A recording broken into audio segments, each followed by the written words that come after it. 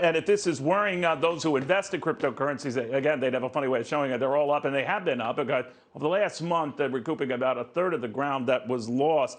Grant Mitterlehner joins us right now, the MittGroup CEO, the Mitt blockchain CEO, very big in Bitcoin mining, the process by which a lot of these Bitcoins are entered into circulation.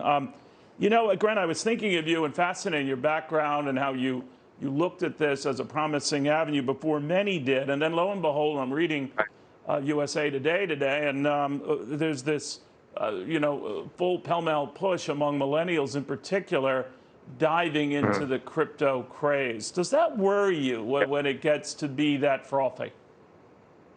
Yeah, so I mean, it's unbelievable what's happening. Obviously, you guys have seen it as well. And kind of what he was talking about earlier as far as regulation and things like that, everybody that's in the crypto space, they'd be lying to you if they didn't tell you that they knew it's coming.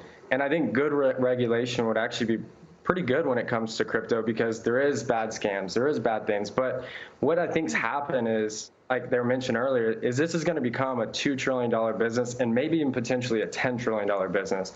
And when it gets that big as far as financial markets across the country, it's almost in essence too big to fail. And good regulation can work good, but that's just going to essentially, in my opinion, just prove the legitimacy of where crypto is going in the future.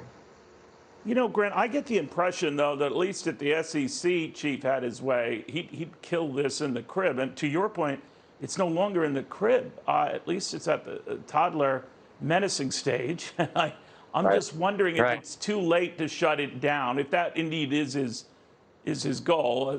I'm just cynically about you, but what do you make of it?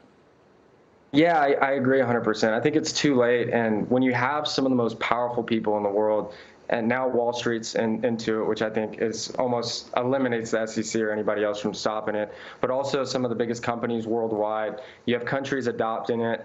I think it's only a matter of time, and it's a shift, because we haven't seen this ever in the financial systems, and so it's when you say Wall Street's into. I'm sorry, Grant. When you say Wall Street's into, you're talking about the push for ETFs, that sort of thing, investment vehicles through which you can capitalize on this. Of course, that needs SEC approval itself, and in this environment, I wonder if they get that. But what do you make of it? For sure. I mean, but also hedge funds, right? So now hedge funds are opening up where can start investing into it. And it started off, 3 years ago, it was just the crazy people on the internet, right? And what happened now is, people like Mark Cuban and a whole heck of a lot of other big time people were completely, not necessarily against crypto, but they didn't think it was legitimate. They didn't think it was here to stay. And it's so interesting that those exact same people who are smart business people realize, you know what? I think I was wrong, and I think this is here to stay, and I think it has a tremendous amount of power worldwide. I told this story to someone just recently. I was trying to make just a $5,000 purchase, which is a decent purchase, but my debit card was declining it, even though I had enough money on it. It just said it couldn't do that amount. But at the same time, I could send Bitcoin, Ethereum, or any other digital currency to anywhere in the world within 5 minutes instantly without having to go through any different banks or anything like that. So that's the power of it, and I think it's going to go worldwide even more, and I think it's here to stay. What is holding the price of all of these cryptocurrencies back? Now, they've appreciated from their lows, but they're still, in the case of Bitcoin, not exactly at the 60+ thousand it was at, at the start of the year. Is it this concern where this is going? Because offsetting that are companies like AMC saying we'll accept payment in Bitcoin, more of these Bitcoin ATMs emerging. That's giving it some sort of street cred. But how do you play this out as an investor? Yeah, so I look at this as, if you look at Bitcoin's cycle, these big drop-offs is no surprise. So if you got a new crypto investor, it is about the scariest thing ever. But when you're investing into crypto, in my opinion, it's completely different than investing into the stock market. And what you got to do is, if you're going to invest on it, you have to be investing in the long run. Because if you just look at just sheer valuation, I think Bitcoin just cleared $1 trillion valuation. If it only matches gold, which I'm not sure exact, gold I think is at $9.5 trillion total market cap. If it only matches that market cap, that would put Bitcoin well over $300,000 per Bitcoin. And so you have to think about, obviously we have a financial... Around 46, so you're saying around $46,000, $47,000 now per coin. That it has the potential of getting over $300,000 based on what, a similar gold trajectory?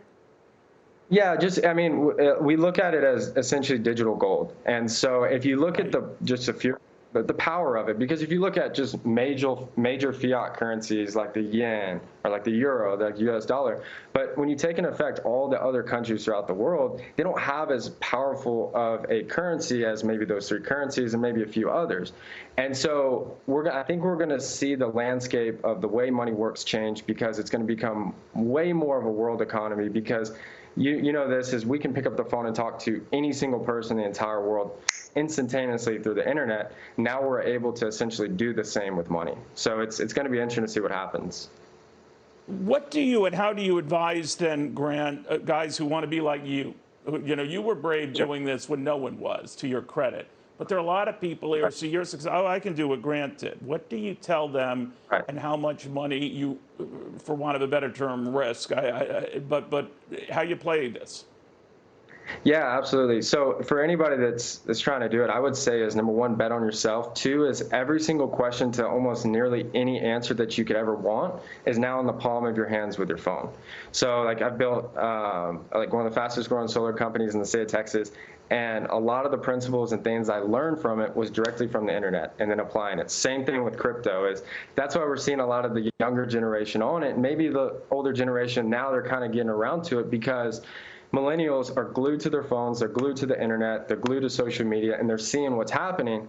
So in some form, they are a little bit ahead of the game. So I would say invest in yourself, bet on yourself, and make sure that you are taking advantage of all the new industries that are being created and staying in tune with it and staying up to date with it and applying those things. And as far as how much you should invest, absolutely do not need a lot of money to invest in crypto. I would recommend 10% or less of your portfolio or the money that you're willing to lose. I feel way more confident than telling someone that, but on the worst case, I would say minimum 10% and just slowly buy over time. You know, you're very seasoned for a young guy. You get the big picture. Grant, it was great talking to you. Thank you very, very much. Thank you, Neil. Appreciate it. Enjoy the show. Thank you so much. Thank you. And